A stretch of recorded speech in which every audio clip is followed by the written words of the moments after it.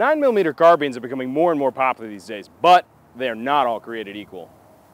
So if you're not familiar with these things, these all look very, very similar, but this is all built off of the CZ Scorpion platform, but we have a pistol, an SBR, and a submachine gun in front of us. And they all look very similar to the uninitiated.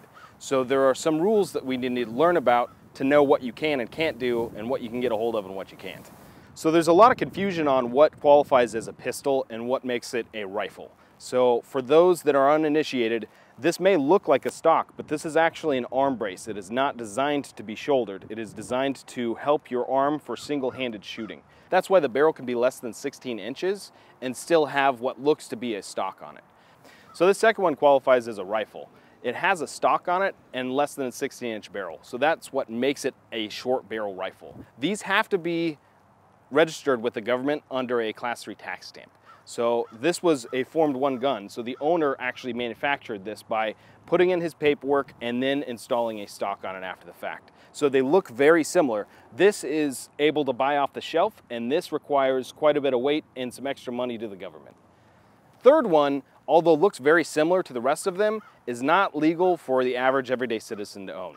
This is what's called a dealer sample. So this is only able to be owned by either law enforcement, military, or an actual FFL entity with an SOT license. That sounds like a bunch of jargon, but what it is essentially designed to be a sample if you wanted to try to get military or law enforcement contracts so they can actually get it in their hands and try it out.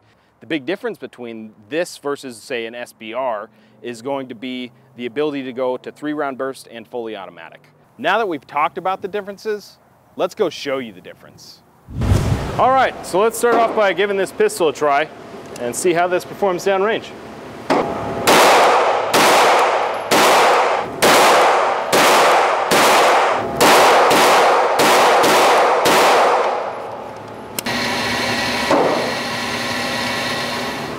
Not too shabby for rapid fire with a pistol. All right, up next we got the SBR. Let's give this thing a try.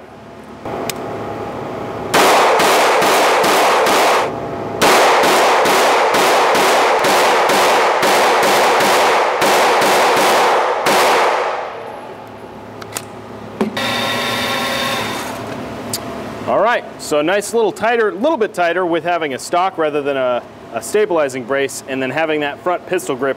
It's the advantage of being able to have an SBR versus a pistol. All right, so this one's the machine gun, and since the other two had red dots, I thought it'd be a little bit unfair to leave the red dot off of this one. So I went ahead and put a nice Romeo 5 from SIG on here. We'll see how it handles. All right, just like before, we have our initial switch here that's going to put us in just like that single short barrel rifle we had earlier. It's one shot per trigger pull. And then we have this next switch that makes it a little bit unique here. The last one is a whole lot of fun. Just like that, you're out of ammo.